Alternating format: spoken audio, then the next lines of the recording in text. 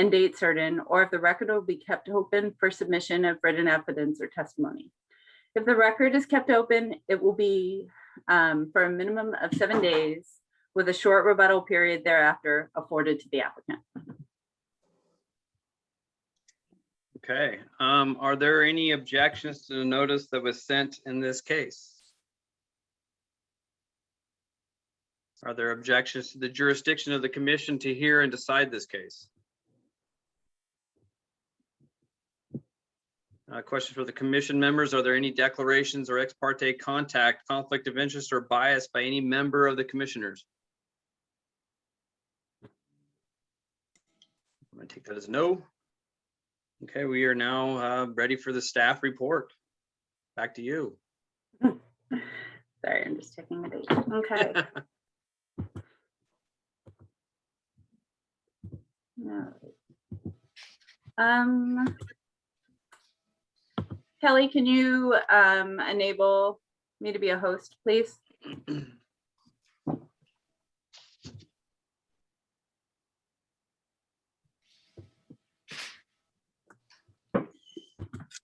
I just want to share my staff report as I go through it for members who might be in the audience that don't have a copy of it. Okay, I believe I made you the host. Kelly, I think it said Dean O'Donnell's the host now. Oh, 18. I said you're right. He's not here. Oh, no. So he's gonna make me the host now, You can't see or Dean. McCray. Dean's in the dark. He's got that note behind him. You can't I'm see his here. face. I'm here. Oh, there he is. Hi, Dean. Dean, you maybe have to make me the host, please. Yeah, How do I make you the host?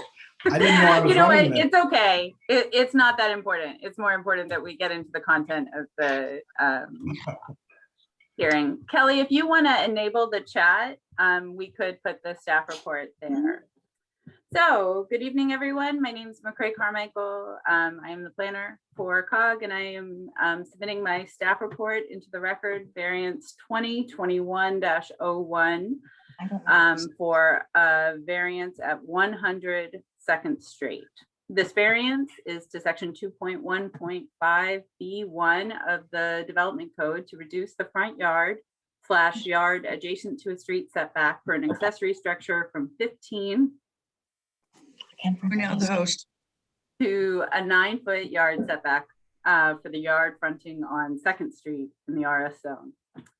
This application was received on March 10th, and staff deemed the application complete on March 20th. Staff sent notice to property owners within 250 feet on April 7th. Request for comment was sent to public agencies also on April 7th. Staff posted notice on the property on April 17th as required by section 4.1.5C of the code.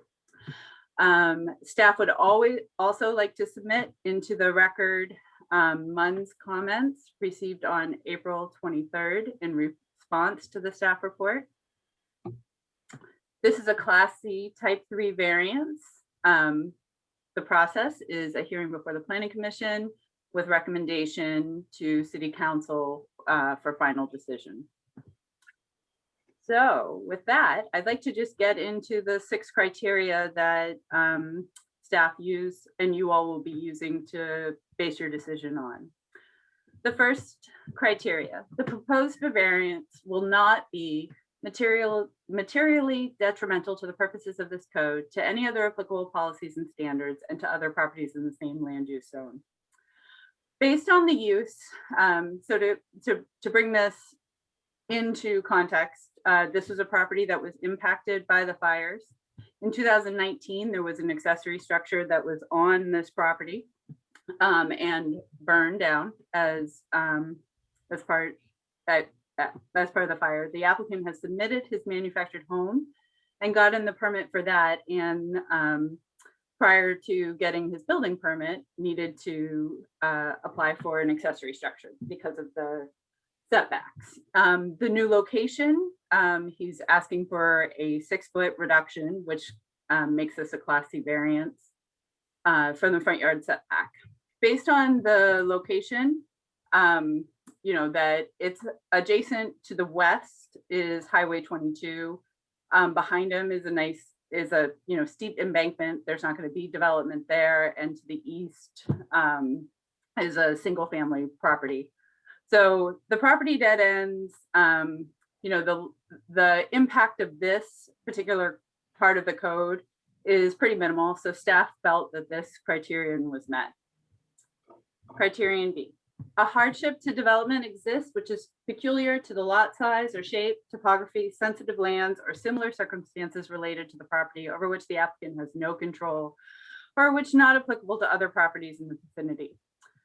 So this property is zoned RS, and it's a odd shaped lot. It's narrower in the rear, so he's got more frontage along 2nd Street. So it's an odd shaped lot.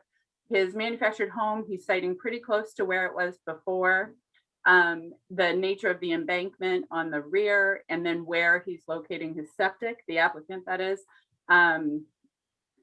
he ultimately winds up with site constraints that this is really the only location left on the property to be able to locate an accessory structure. So for all purposes, you know, although this is a large site, it's about 18,000 square feet, he does end up with some site constraints on being able to locate it because of his septic and the location of his drain field. So for this, staff determined that this criterion was met. Criterion C, the use proposed will be the same as permitted under this title, and city standards will be maintained to the greatest extent that is reasonably possible while permitting reasonable economic use of the land. This criterion isn't applicable necessarily because no change of use is proposed and additional development isn't expected outside of what's permitted in the RS zone. Criteria D, existing physical and natural systems such as but not limited to traffic, drainage, natural resources, and parks will not be adversely affected by this. And again, no negative effects with this accessory structure potentially being built, whether whatever ends up eventually being built here won't have impact. So staff determined that this criterion was met. The hardship is not self-imposed. So the original structure that was there did meet setback requirements when it was built in 2019. The fires happened and the applicant submitted that their ability to rebuild the structure was not feasible because they couldn't put the posts for the building back where they originally were. So they couldn't build back on the footprint. But there wasn't really any reason why staff understood why they couldn't reduce the size of the structure. As proposed right now, the structure is 1,900 square feet. It should be noted that he's still within, the applicant is still within what they're allowed to for accessory structures, because there isn't a requirement that an accessory structure be proportionate to the main structure, and there's only lot coverage in the RS zone. That said, based on this criteria, there wasn't a compelling reason why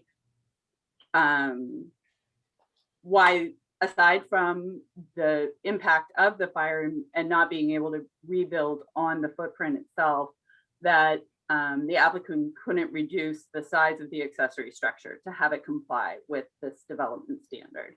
So staff felt that this criteria, found that this criteria is not met.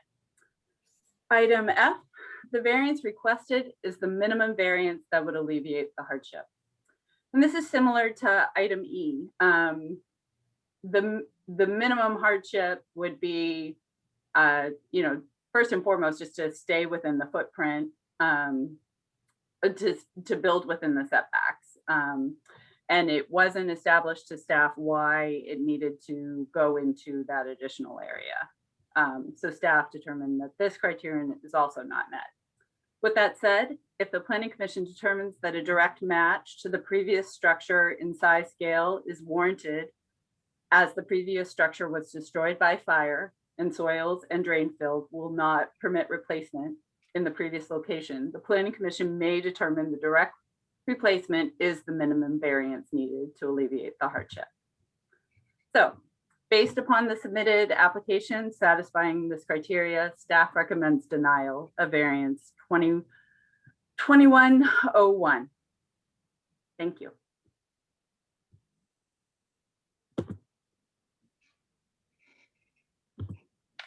Mr. Chair? Mr. Chair, Commissioner Cameron here. I gotta unmute myself. There we go. So questions for staff, if I may. So McCray, I'm looking at this. So the one issue is if the commission can, and it's italicized, if the planning commission determines the soils and irregular shape of the lot are sufficient hardship, this criteria can be met. Mhm. Determine that today, then we would have no problem allowing this variance. Is that the one thing that is missing out of this? I'm trying to make some quick conclusion here. Sure. Yeah, that's fairly accurate. The applicant hasn't spoken yet, or the applicant's representative, so they might be presenting additional information on why this hardship is not self-imposed, or that this is the minimum variance that they could request to be able to build back on their property. Yeah, Yes, so those are follow- the two criteria. Mr. Chair, I just want to clarify. So the question we're looking for is if the applicant can satisfy the 1958, determine the soil's irregular shape of the lot are a sufficient hardship, we can meet that criteria if the commission hears that tonight. Is that an accurate statement? Yes, that sounds right. Okay. At this point, we would like to hear from the applicant if he's here. Is Keith here? I am. Good question. Commissioner Evenson, is this the time that the other commissioners ask questions, or do we do that later after we hear from the applicant? I think we hear from the applicant first, see here there, or from their representative. If you have We a, can- I would offer, if you have a question about the staff report, I can answer Right. that now. Or we can continue on. You can ask questions at any point Right. of myself or the applicant. I had a couple clarifying questions, so I can ask them now. So the dwelling, the accessory dwelling he had before, and he's rebuilding it, was it close to the same footprint, or is it in a completely different location? He's moving it 6 feet forward. 6 feet forward, which is Mhm. affecting, Well, that's not quite correct. We're moving the building Actually, 6 Keith, feet. excuse me, Keith, you'll have a chance to speak in just a moment if you'll wait until Chair Evanson has you speak. and McCray, how large was the accessory dwelling pre-fire? What was the square footage? So it was 3 additional feet. So let me just, sorry, let me look again and run the number kind of quick. Sorry. I believe it was 60 by 32. I think it was 34 by 60. But Wow. So it was a little bit larger. okay, but because even though it was larger, it still met the minimum setbacks pre-fire. Yes. Okay. Yeah. Okay, that's all my questions. Thank you. Mhm. Is there any other questions from any other? At this point, I'd like to have Keith go ahead and move on with his testimony. Yes, this is Keith Munn. I'm the owner on 102nd Street, and I had a shop that housed all our toys, which was basically our pontoon boat, our travel trailer, our side-by-side, our snowmobiles, etc. And the size of that was 60 feet by 32 feet. And what we're doing is we're moving the shop to the south by 6 feet by the house. We're moving it 6 feet, but then we're reducing the length of the house to the south only 3 feet. So it'll end up being 57 by 34, because we're gonna bring it out to the east by 2 feet to try to make up for that difference. And before on the other shop, the inside of it, both of the hitches were right at the door. So I'm trying to make it a little bit wider so we can go around and still kind of pick up a little bit more square footage. It won't be the same amount that it was. It'll actually be less than what we did have. And I have 2 gentlemen here today, Jeff Walden and Bill Kincaid, which are my not engineers, my contractors. And they're better at this than I am.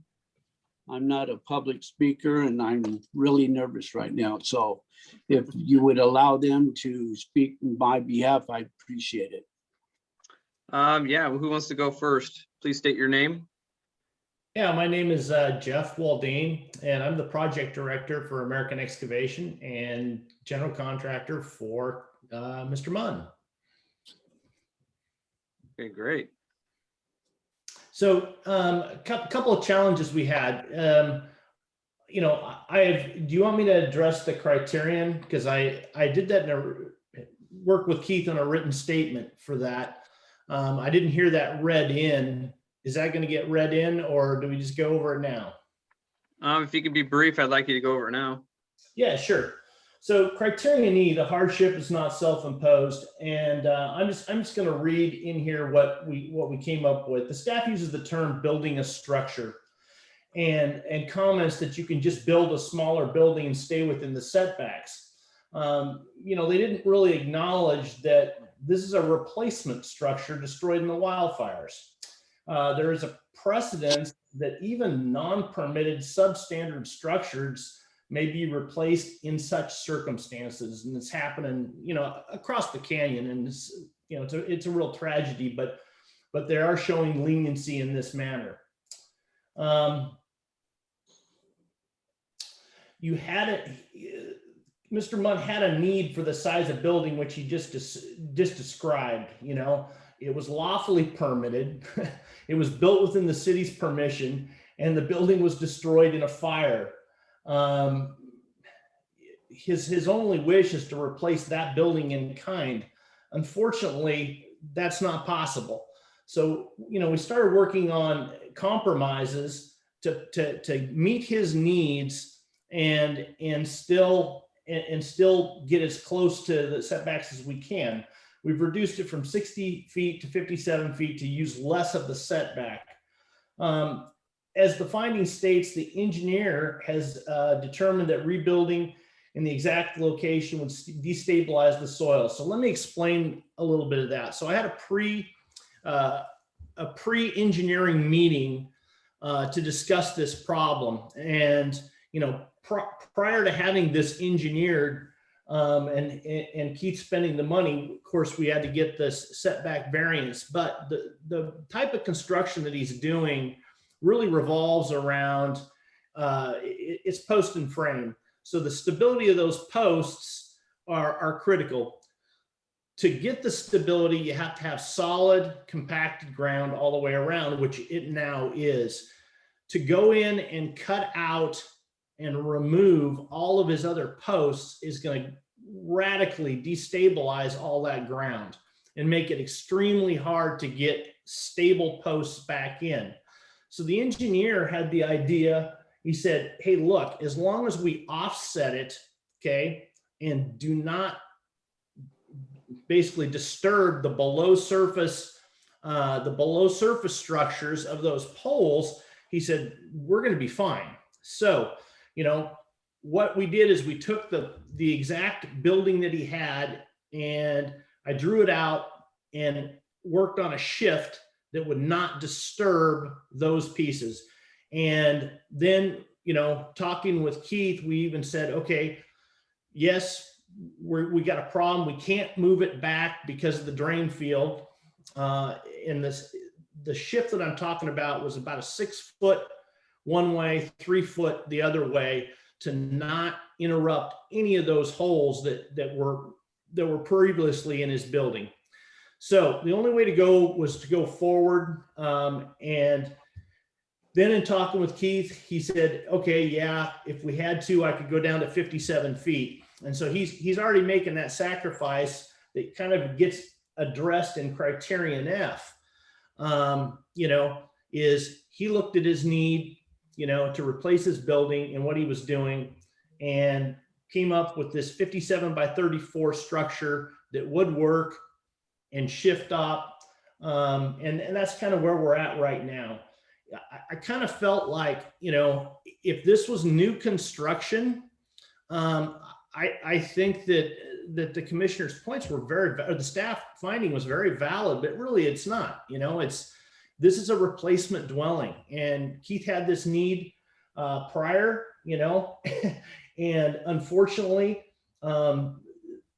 just due to the type of construction, you know, we can't go back on the same footprint as that we had. So that's kind of the whole argument here. You know, bottom line, it's not self-imposed. It was imposed by a wildfire burning down what he had and what he liked, and the follow-on geological circumstances that don't allow the replacement to be on the same structure.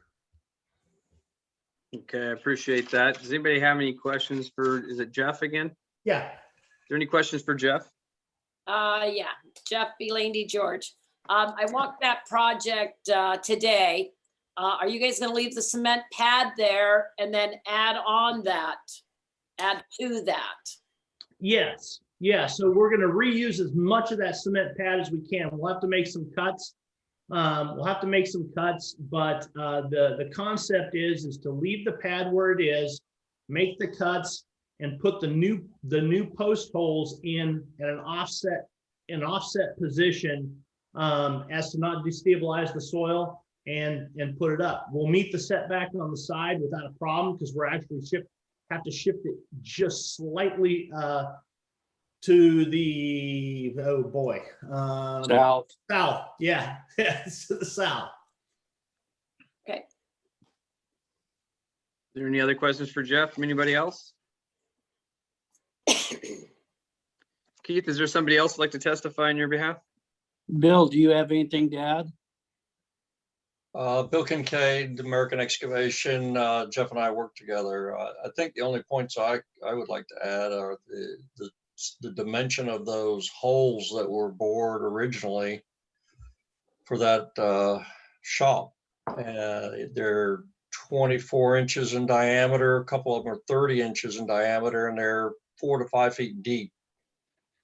It's one thing to bore a hole and then fill it and compact it. It's another thing to try to rip that out. And that's what the engineer's concern is, and why the engineer actually suggested that we offset the new holes. I thought I hit a gold mine when Keith wanted the shop built, because he already had a set of plans. And now the engineer won't stamp it. So here we are. Thank you. Thank you. Is there any questions for Bill? Well, Is that Kevin Cameron I hear? yeah, Mr. Chair, if I may, I just, Yes, you may. I want to ask the question. So disturbing these soils with those posts, and you would consider a real problem and a hardship on this particular property. Is that what I heard you say? Engineering, yes. Okay. Engineering's determined it would be a real issue. The ground would become too unstable at that point. You know, to dig a hole, the holes that were put in there were, let's say, 24 inches in diameter. And if they dig those out with a backhoe, you're going to end up with a great big gigantic hole. It's going to probably be 4 feet by 3 feet at each post. And in between the bays were 3 posts, so that's going to even make it bigger. So it really does disturb the ground quite a bit. Thank you, Mr. Munn. Thank you, Mr. Chair.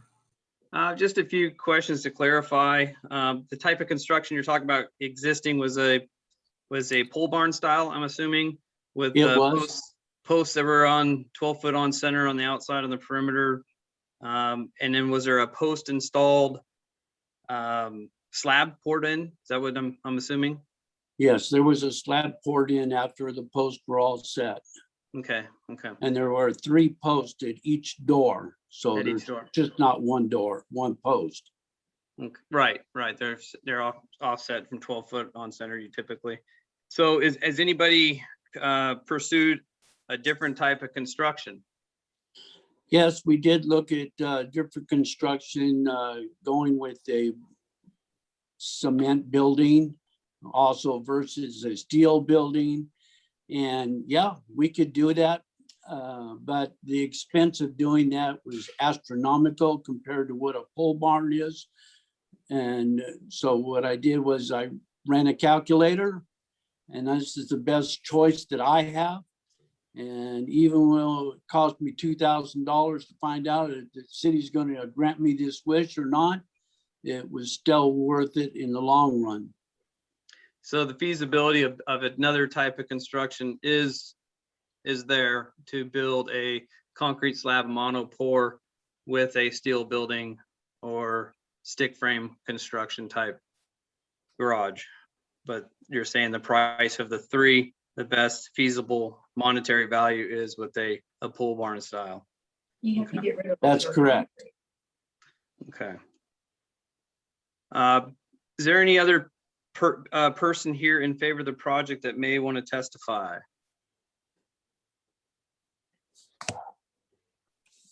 Is there anybody in the audience that opposes the project that wants to testify?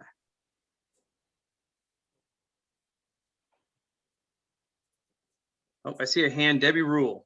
Debbie? You're on mute. Okay, There you go. I'm sorry, when you were asking if anybody else wanted to testify, I thought you meant somebody legal. And I No, sorry. Anybody in the audience that'd like to testify for or against? Okay, then I would like to testify for Keith Munn to be able to rebuild his shop. We've been told that the city and the Canyon, they want to work with people to get them back home, get them settled, and to replace what they lost in the fire. So I don't understand why he even had to get a variance personally. He lost it in the fire. He's trying to put it back as he needs it.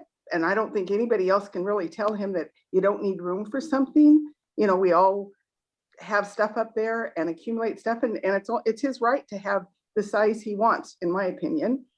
And he can't rebuild in the original spot because it's, the county rules and the engineering, I mean, you've got to have it safe. And so because of their rules, he's having to move it, which, he shouldn't get penalized for. The road that he's on, I don't know if you know where he lives, but it is like a dead end road. Nobody goes there unless they're going to see Keith and Anita. And there's no maintenance to the road from the city that I've ever seen. Keith blows it off. He keeps it maintained what is done to it.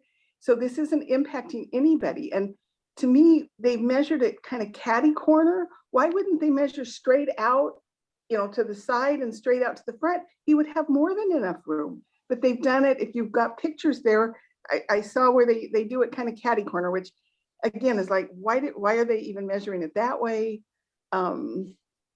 Let's see, I've got a couple more points real quick. And he can't go back. So everybody's clear. He can't move towards his house because the septic's there. He can't move back any further because he's got the setback and the drain field. He can't move forward because then that puts it even closer. I mean, this is the only place he can put it, and he's already shaved 3 feet trying to accommodate.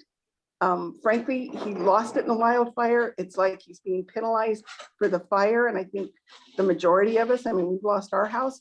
The last thing you need right now is to deal with something like this. It's like, good God, please represent Detroit, try and be as kind as you can and let him build what he lost, because that's all he's asking. He's not asking for anything bigger. It just makes sense. To me, it's crazy why we're even discussing this tonight. He needs to be able to rebuild what he needs and what he lost in the wildfires, as we all do. And, we're going to need that tax base, and Keith pays his taxes on time. So we need Keith and his money. All right. Thank you so much. I heard, did you hear I'd that, like Keith? to We need your hire money. Is there anybody else want to testify or for or against? Let me explain something maybe that Debbie hit on a little bit. They're judging the 15 feet as Patton instead of Second, and my address is Second Street. And I don't really understand and never have been answered, even when I first built the place 4 years ago, that I'm being measured my 15 feet from Patton instead of Second Street, and Second Street is actually my address, so I never have really understood that. And I definitely think that's wrong. There should be measured from Second Street. I mean, that is my address, not Patton. I mean, that's an unapproved road, and I've maintained it for the last 18, 19, 20 years, where the heck it is. So, okay, that's all I got. Thank you, Keith. Okay, any commissioners have any final questions for the staff or the applicant?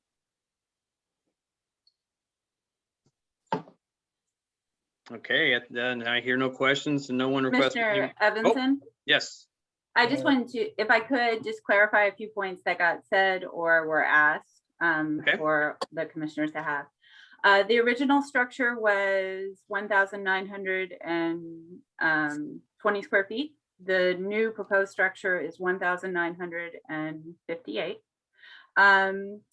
There was a statement about rebuild, and I wanted to speak to that. We, the city council adopted an ordinance to allow non-conforming structures to be built back. This structure, when it was originally built in 2019, met code.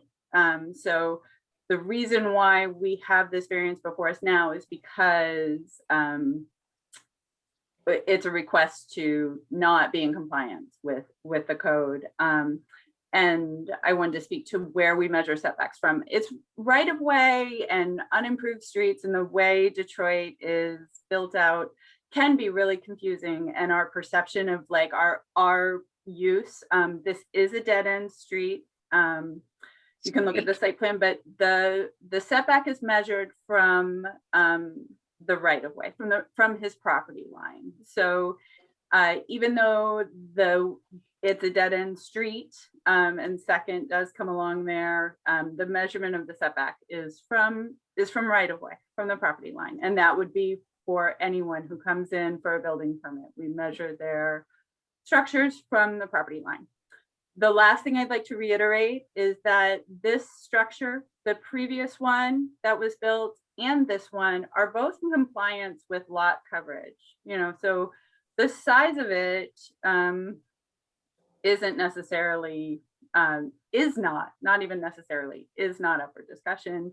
It's that it's encroaching into the setback, that this is a request to a reduction in the front yard setback. So with that, if anybody has any questions, thank you for your time. Thank you, Mr. McCray. Yes, Gina. I have a question.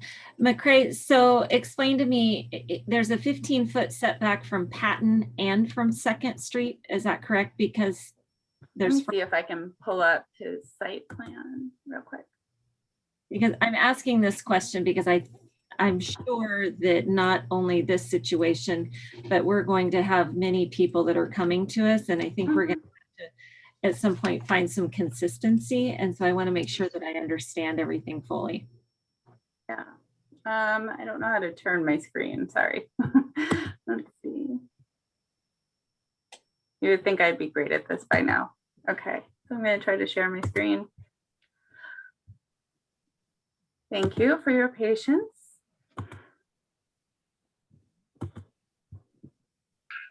All right. So you all should have this site plan in your staff report. If you look at it, this is Second Street. Let me see if I have.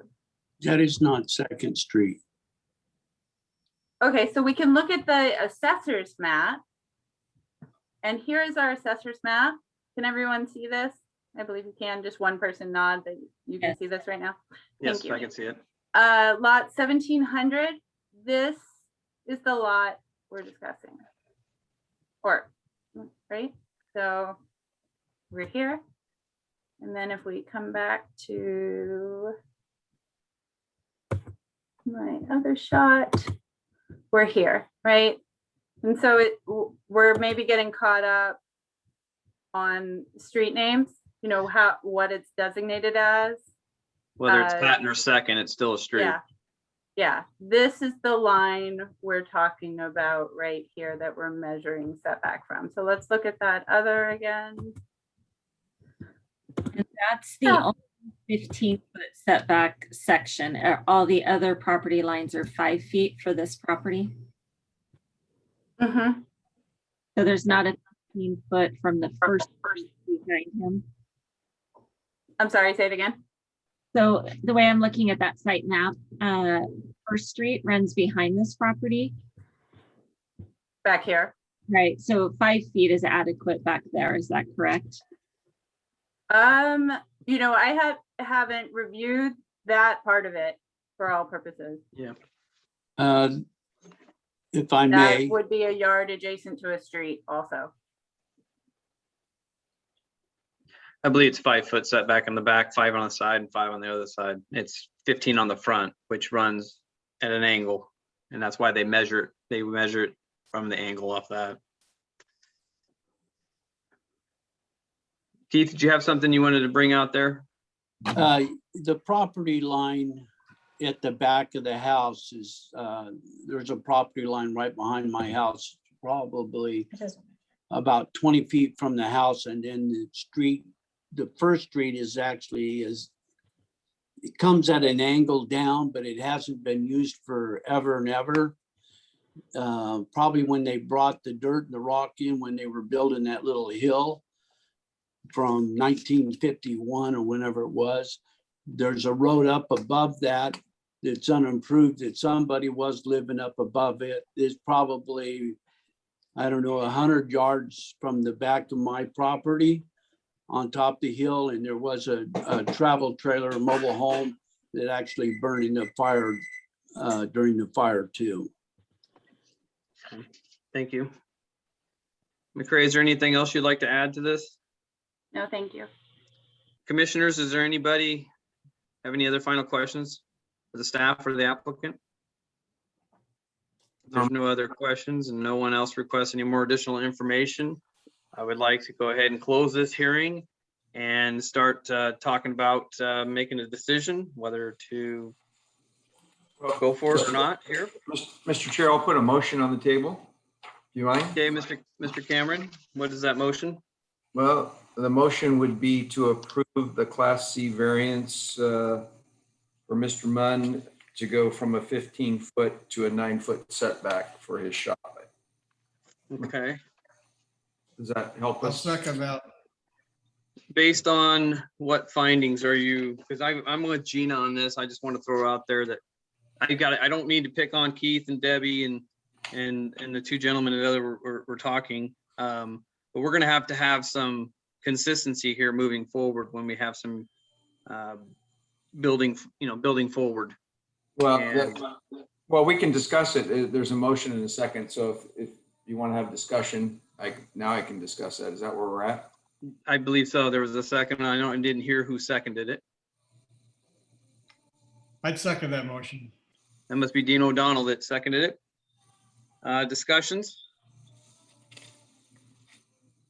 This is Gina. I'm That's correct.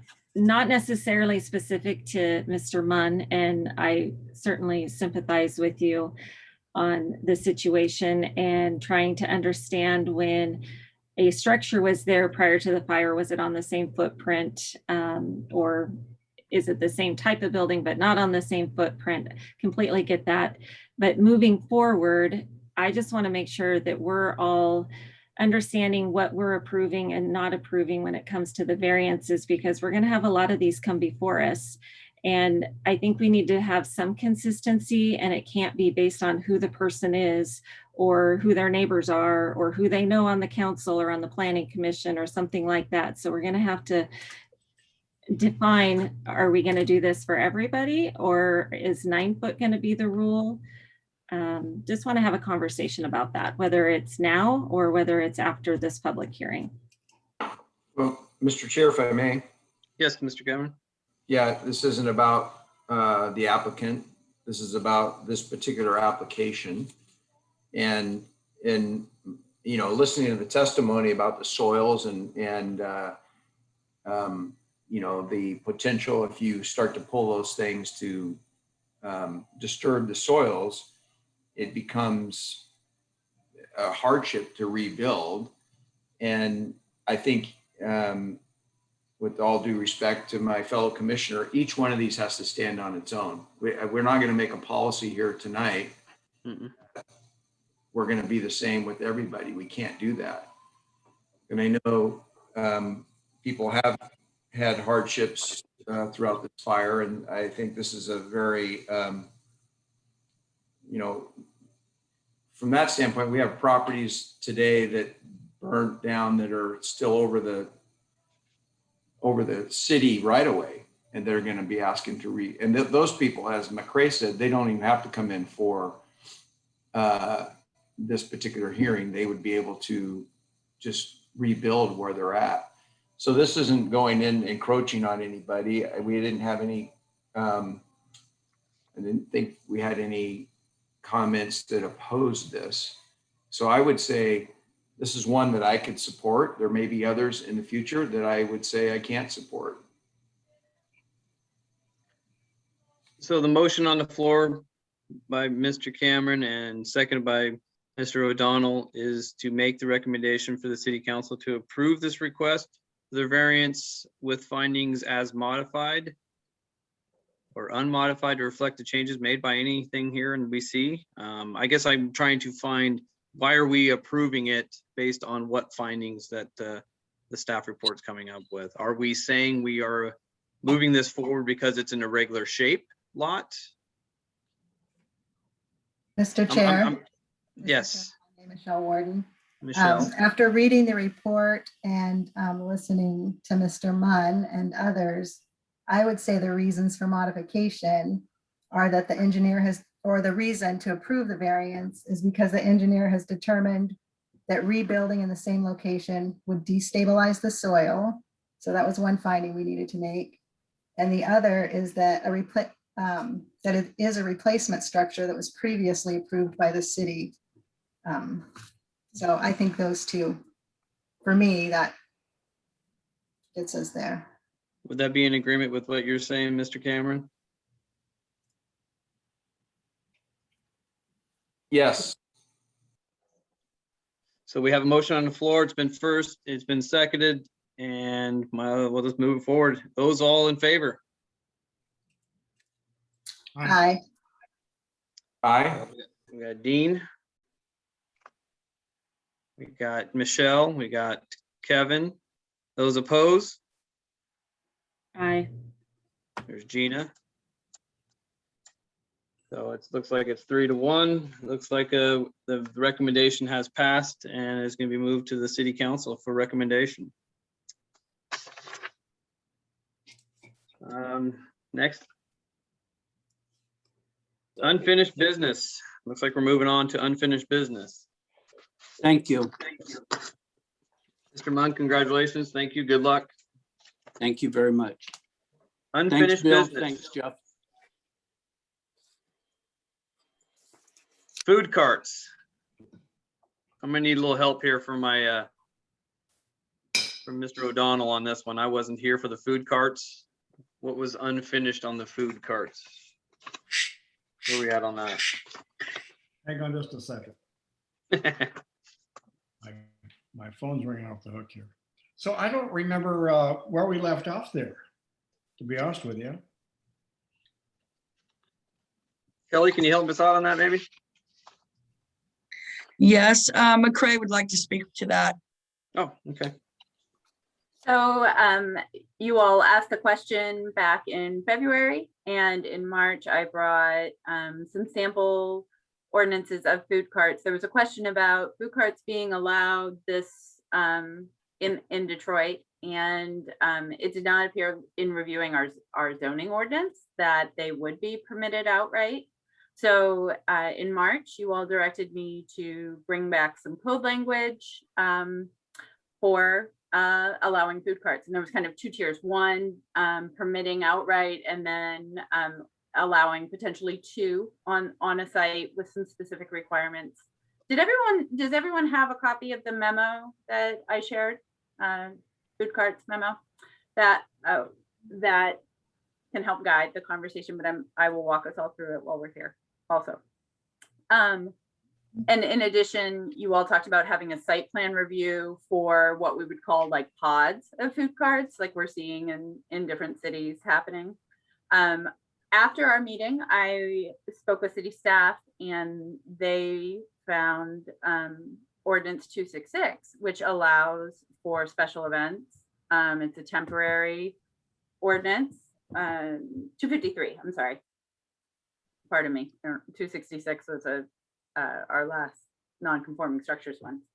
But what 253 does, let me read vendor. A vendor is a person or persons who sell items, including but not limited to crafts, artwork, trinkets, produce, food and beverage items, clothing, from a temporary shelter, stand, vehicle, or cart on a seasonal basis as defined from April 15th through October 15th. And then there's a business license requirement, which City of Detroit has in place. And then there's method of operation within this, that no vendor shall operate in the right of way, operate on residential or multifamily. And what you all had directed me to bring back was that food carts could only be permitted on commercial or public zones. Obstruct or impede vehicular or pedestrian traffic, make loud noise, leave their shelter or stand unattended, sell from a different location than where they're registered, solicit or conduct business with any person in motor vehicles. So you can't be like a drive-through, right? People have to be able to walk up and interact.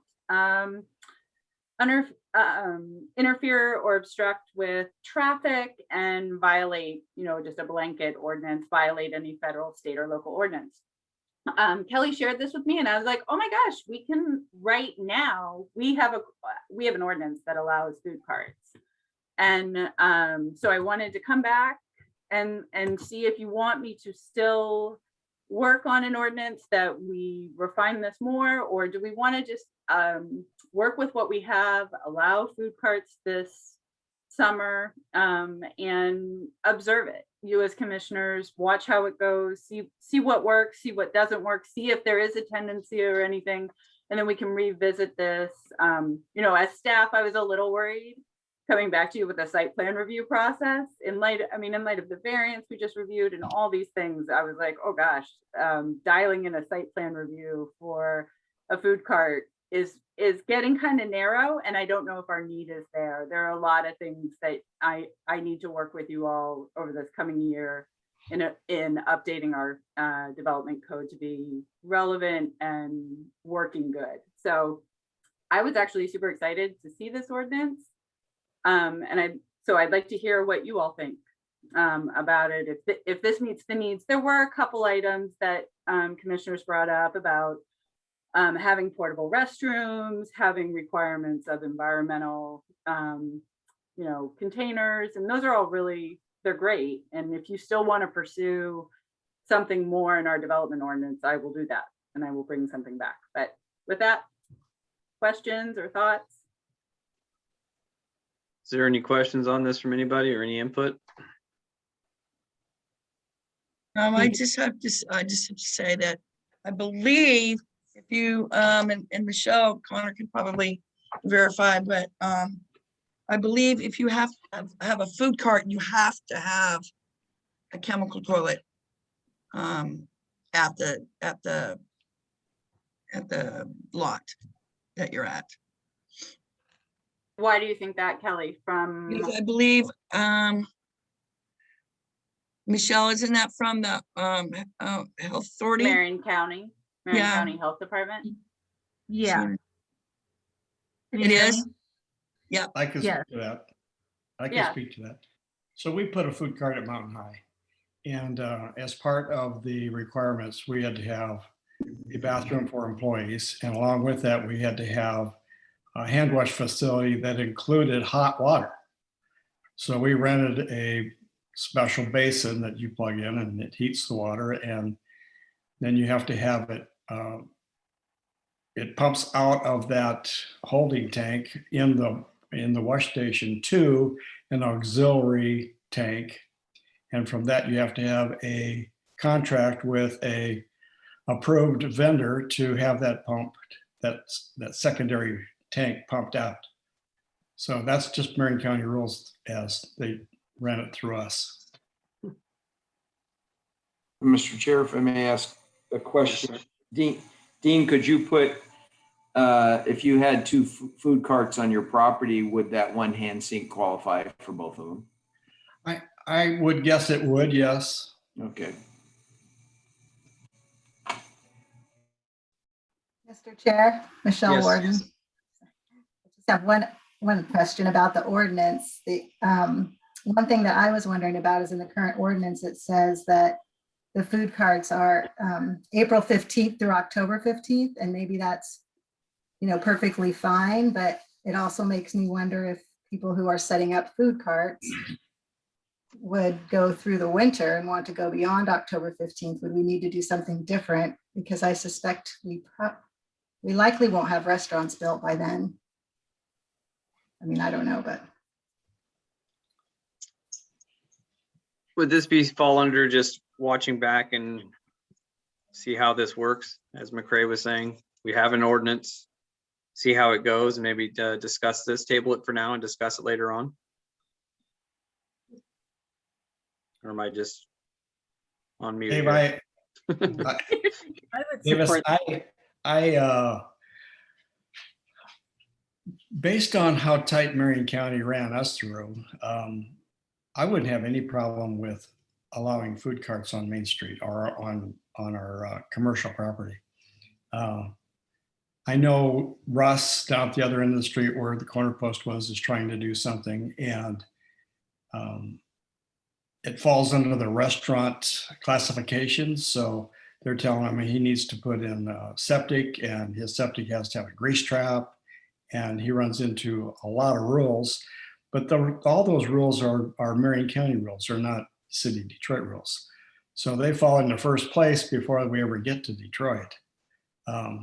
So I feel with just the Marion County rules alone, most locations will be just fine if they get an approval from Marion County.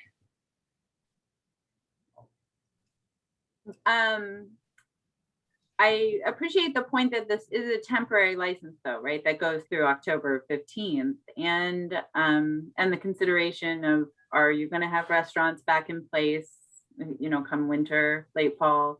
So we could visit having a revised ordinance to this, that it's temporary.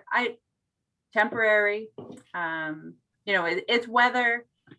The question is, do you want to see it operate in a temporary manner? Dean, can you speak to what your licensing requirement for Marion County is? Like, is it an annual license? Maybe we could align our ordinance more with the Marion County license. So Marion County, it's an annual permit, an annual license. And in talking to, well, the only one I've really talked to is Russ, and well, Joe's trying to do something also. But Russ is talking strictly seasonal. And in our own, with our own food cart, the store takes priority over the food cart. So with the lack of employees up there, we are unsure of, what the future of our food cart is. This is kind of let's get us by and provide something to the community up there while there's nothing there. So employees are going to be the number one challenge that we have this summer. I think my recommendation would be that we, get on our page, on our website, information about licensing, so that if someone is wanting to get a food cart, they know that they need to obtain our business license for a seasonal permit, since it's now active and they can, and revisit this in midsummer and talk about what the landscape looks like up there, how many food carts we're seeing, and just if there are issues that you all feel like you want to capture with some rules, or if everything's going fine. I like that recommendation. Is that good for everybody else? We don't need a motion on the floor for that, do we? To table this? I don't think so. No, Kelly and I will just make sure to have it as an agenda and bring it back as a discussion item for y'all, an update. That sounds good to me. We'll move on then. Unless anybody wants to object. I don't see any objections. Unfinished business, Main Street corridor. I'm gonna lean on you, Dean, again. Actually, I'm gonna lean on McCray again. McCray was going to bring back a roadmap involving design and grant opportunities and what the planning process should look like, maybe? Mhm. Okay. So at this point, the American Planning Association has signed a visionary work, beginning master plan work. That contract is supposed to be completed by June 30th. And their work will be an evaluation of the code in its entirety, of places where it's obsolete, doesn't work, with a recommendation of next steps, both for code updates and a Main Street program. That said, we talked last month, we do have the Detroit corridor standards, so there's the potential of expanding that overlay where that zone is, the boundaries of it, or adding criteria, adding additional thematic ideas, and expanding. So this will just be, probably next month. I think we'll have members of the American Planning Association and Oregon Planning Association come and talk with you all in May's hearing, or meeting, not hearing. Okay, well then we'll just table that, move on to next month then. We'll look for that report. New business, restrictive covenant. Kelly, is this yours? Or is this for McCray? Me. It's for you again, McCray, you're on the hook for Yeah. everything. I like it. I like getting to talk with y'all about this stuff. I actually really am eager to get y'all's feedback and talk about this. Was everyone able to review the restrictive covenant that I shared? Have some time with it? So to give some context, what we've been seeing, so since the fire, I have processed 5 PLAs, property line adjustments, and through our land division section of the code, in our PLAs is a program that you can consolidate lots.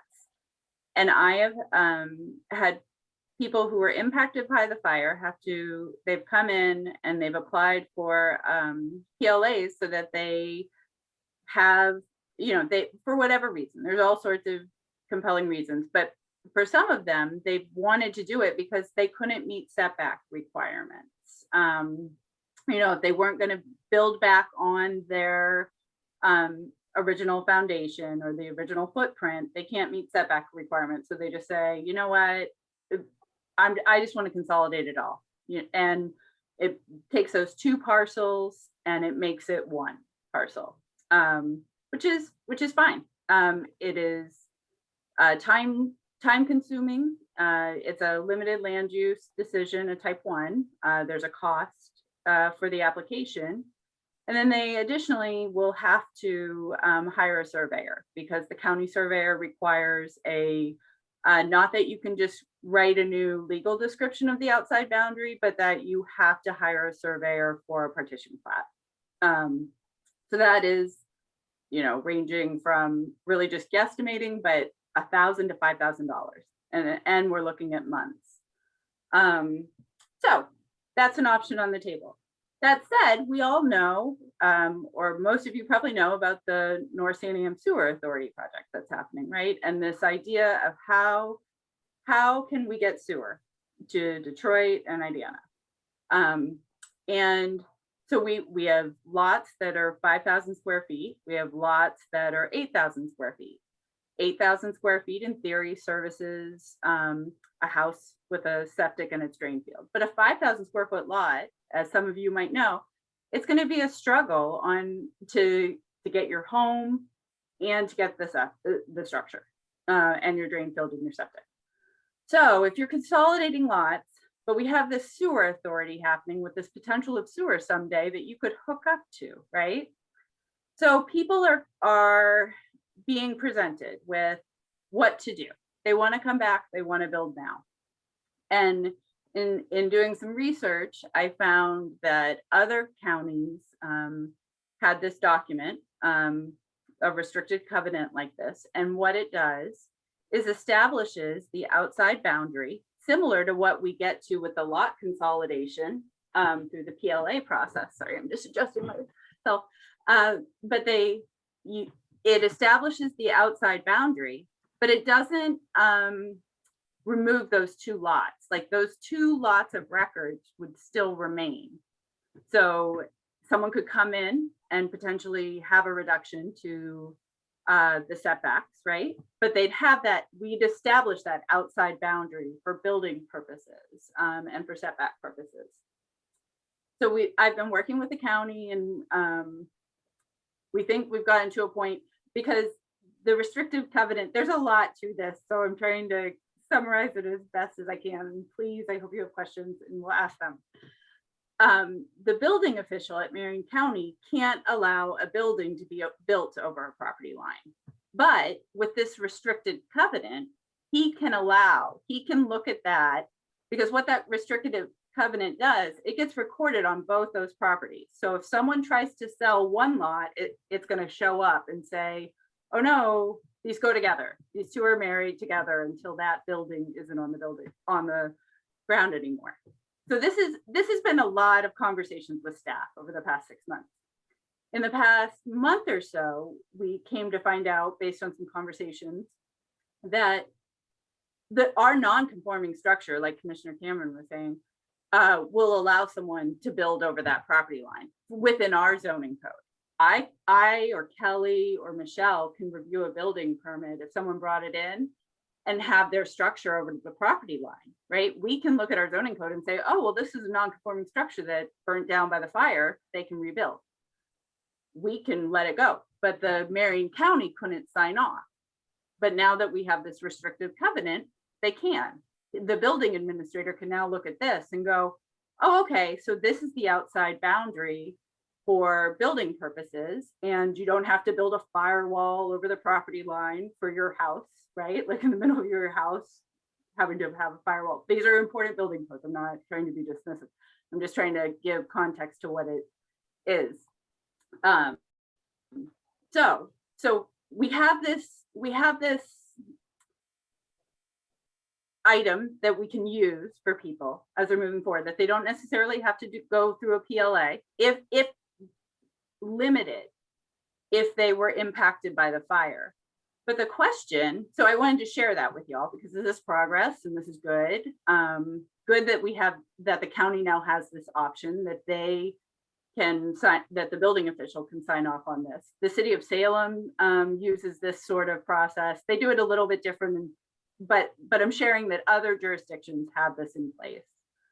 But the question now that I want us to consider is, do we want to allow the restrictive covenant beyond just people who are impacted by the fire?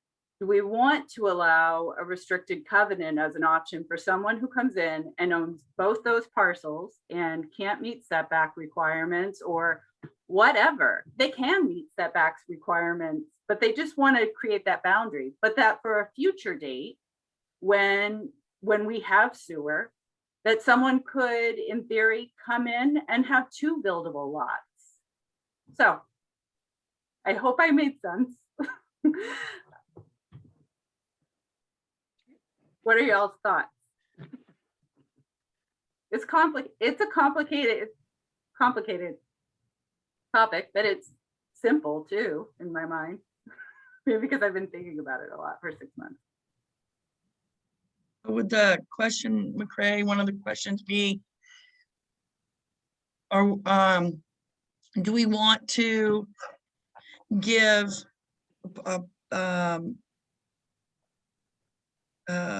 people that are just coming in to purchase lots have this opportunity as well? Yes, that is the question for you all. Yeah. Because right now, someone who is impacted by the fire, so say you own a lot, but your septic's on your lot, on the other lot you own 2 lots. You have to get an easement through Marion County for your septic, right? So it behaves similar to this restrictive covenant. So now there's these 2 different processes, and the restrictive covenant really, within the context of people impacted by the fire, is for the benefit of the building administrator for the county to now be able to sign off on that permit. So we've been able to work with the county, total win, to get this new process that affords an applicant being able to create that boundary and not have to do a PLA or a lot consolidation.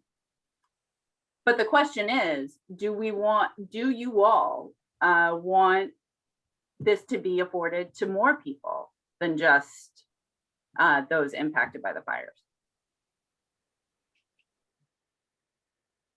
And I'm sharing this, you don't have to, you can say, McCray, I need to understand this more, and I'd like you to bring back more information to our next meeting, and I can, this is the beginning of conversation. Mr. Chair, if I may.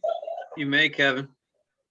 So I think McCray's presentation of this is pretty straightforward.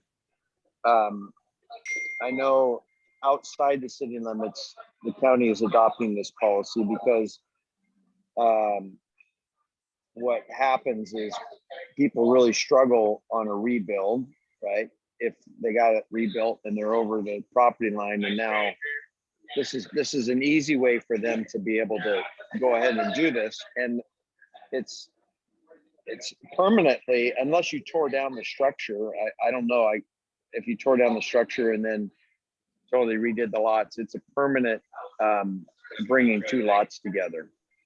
And in Detroit, with the septic systems, it doesn't matter whether, I mean, from my perspective, it doesn't matter whether it was somebody who was pre-fire or not.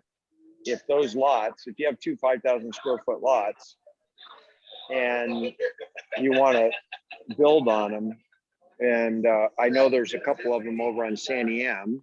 I'm not a part of them anymore, but if you wanted to build on those lots, this would be an easy way to build one structure and have a 10,000 square foot lot without going through combining the lots, that whole process. So it's a pretty simple process. It was a creative option that was brought to all of us, and I think it's a pretty slick deal. That's my opinion. So this basically takes away like a property line adjustment, like you're saying. Is that right? Another option. It gives another option, right? If someone we had an applicant a few months ago. He just wanted to consolidate. He was like, I just want the whole boundary. I'm gonna live there. This is my property. I'm staying there.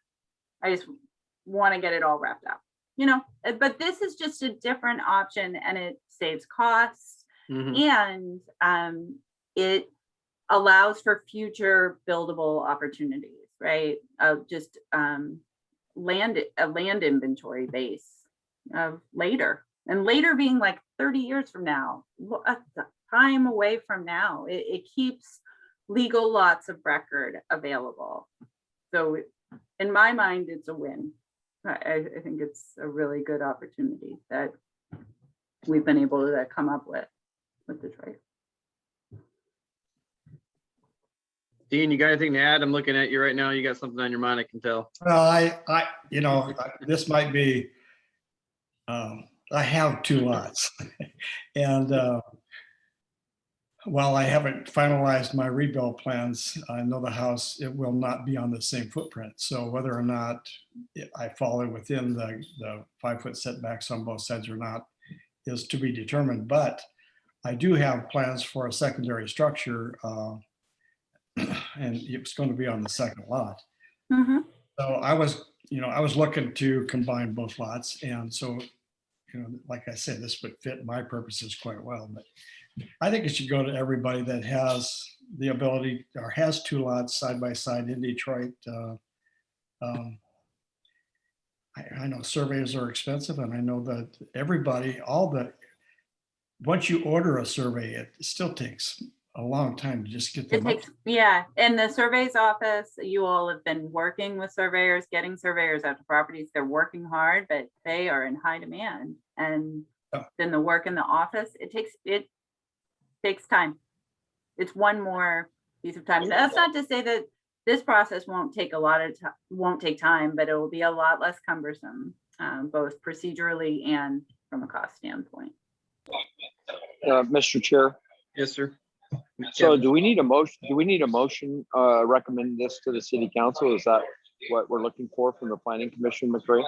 I think so. I mean, I wanted to first, I'm sorry that I kind of brought this to you rapid fire, but honestly, I had a meeting on Friday with the planning director for Lane County to get some more information. And I felt like, okay, I really feel like I understand this and how we can do it. So long answer. Yes, I think I would like you to make a motion, and I would like to bring this to council for them to consider. And then,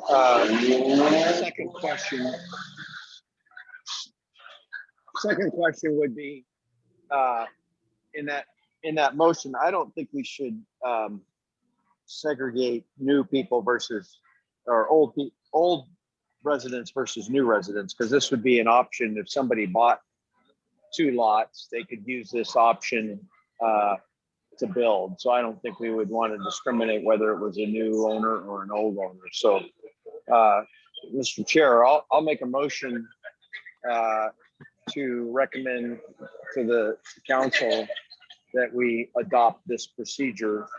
I forget what it's called. Over on my notes here. Restrictive covenant.